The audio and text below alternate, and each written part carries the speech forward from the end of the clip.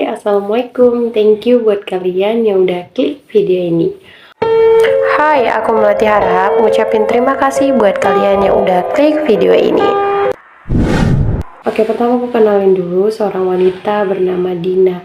Dina berusia 28 tahun dan suaminya bernama Fadli. Di saat mereka menikah, itu semuanya baik-baik aja, adem-adem aja. Dan punya anak 2. Anak pertama bernama Rangga, anak kedua bernama Rizky. Tapi di tengah-tengah pernikahan mereka yang bahagia ini, Dina dan Fadli itu sering banget yang namanya berantem, ada masalah ekonomi. Karena Fadli ini petani yang memiliki pendapatan yang rendah. Di situ Dina ngerasa kayak apa sih yang aku pertahankan lagi di rumah tangga ini? Kayak ekonomi mereka itu ya Allah seret-seretan. Kayak penghasilan dari Fadli itu cuma bisa untuk diri Fadli sendiri, untuk keluarga itu nggak ada. Anak 2, kayak yang udah deh. Terus ada beberapa kesalahan dari Fadli yang menurut Dina itu udah nggak bisa dimaafkan lagi gitu. Ya udah mendingan kita cerai. Akhirnya mereka cerai, Fadli, Dina cerai. Si Dina balik ke kotanya. Mereka ini sebelumnya tinggal di Medan, Sumatera Utara. Kemudian Dina yang berasal dari Aceh balik ke Aceh. Setelah Dina pergi ke Aceh, akhirnya Fadli yang ngejaga Rangga sama Rizky. Udah beberapa tahun, sampai akhirnya ekonominya Fadli ini mulai membaik. Dia udah mulai bisa ngebiayain anaknya, dia udah bisa nyekolahin anaknya. Dia itu udah nggak bekerja lagi sebagai petani, jadi dia punya pekerjaan lain. Kemudian di ulang tahun ke-9-nya Rangga, si Dina datang. Dia bilang gini, dia kangen sama anak-anaknya dan dia mau anak-anaknya ini tinggal sama Dina.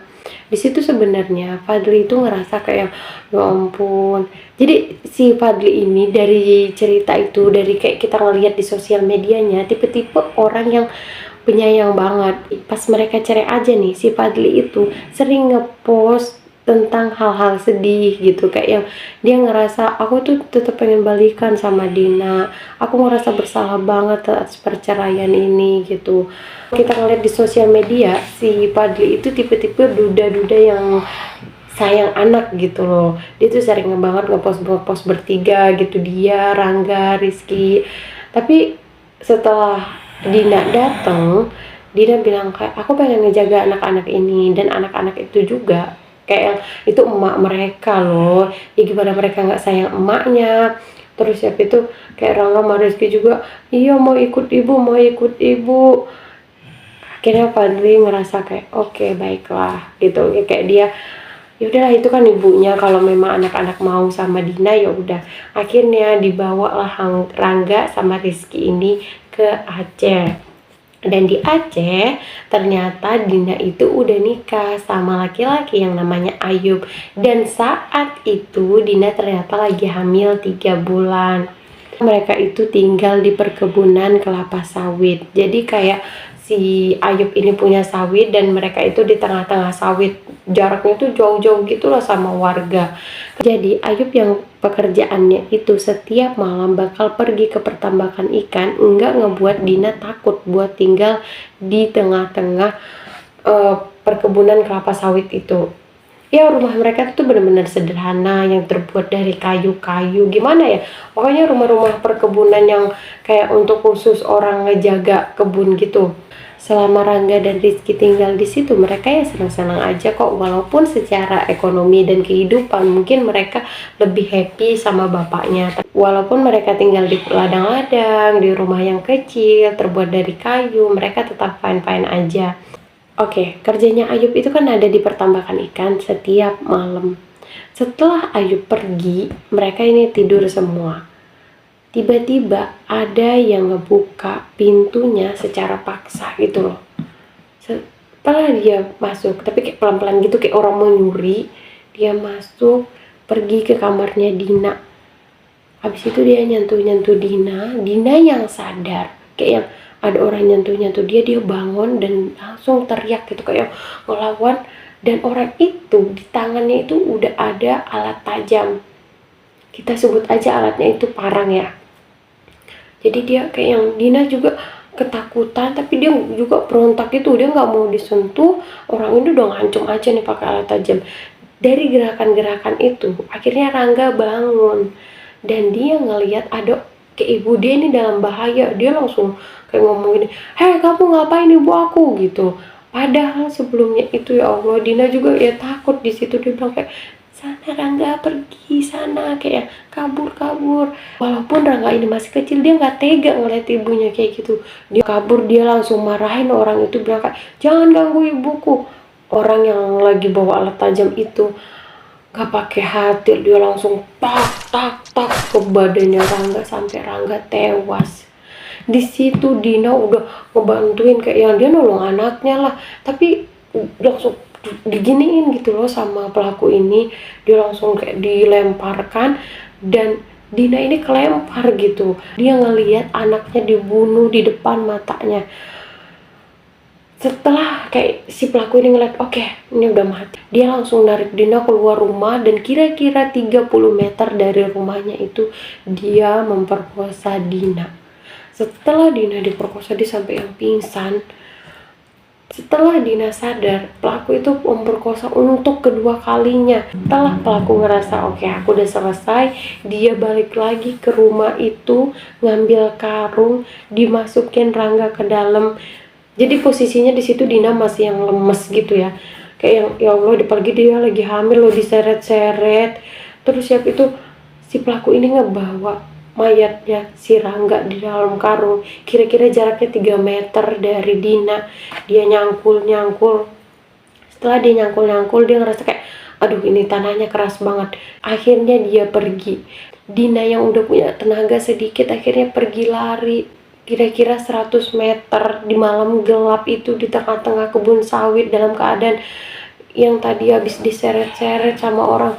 Dia lari ke tempat kakak iparnya. Dia nangis-nangis, dia ceritain ke kakaknya langsung kayak yang langsung manggil warga. Udah warga dipanggil, mereka panggil polisi juga. Oke, desa ini kita kepung, gak boleh keluar gitu kan, orang siapapun gak boleh keluar. Sampai pagi nih pelaku dikejar. Jam 11 baru dapet.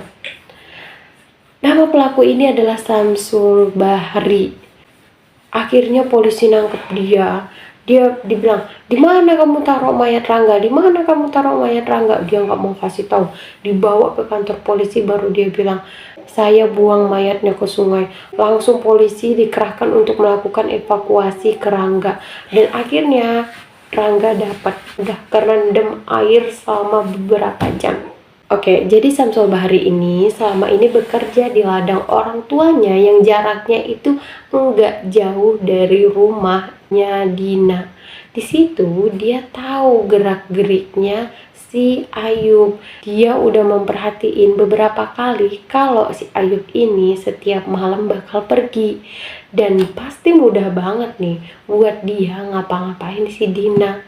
Setelah udah beberapa malam, dia yakin kalau si Ayub bakal pergi setiap malamnya. Di malam itulah dia bereaksi untuk pergi ke rumah Dina.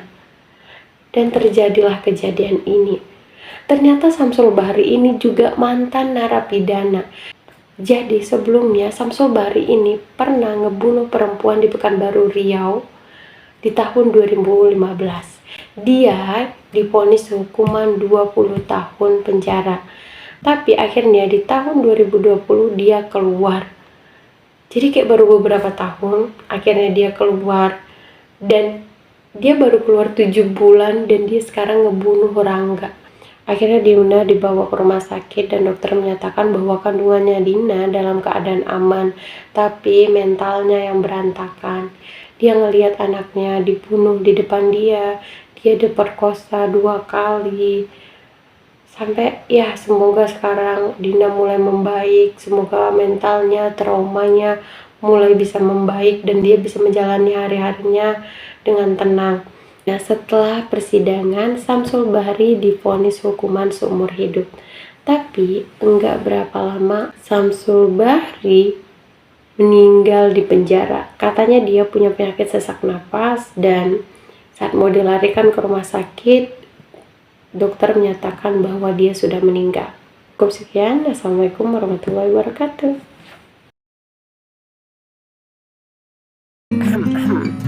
Bisa kali subscribe. Iya dong, mau dong. Iya ya, oke. Thank you, makasih. Subscribe loh, bener ini.